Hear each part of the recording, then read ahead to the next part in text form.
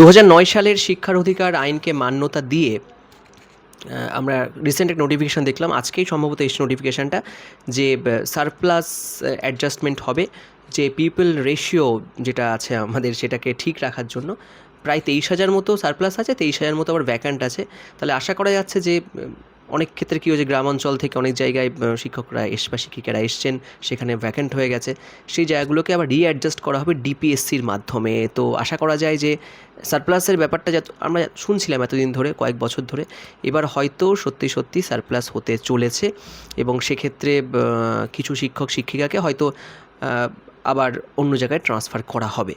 তো দেখা যাক এটা কতটা ফলপ্রসূ হয়।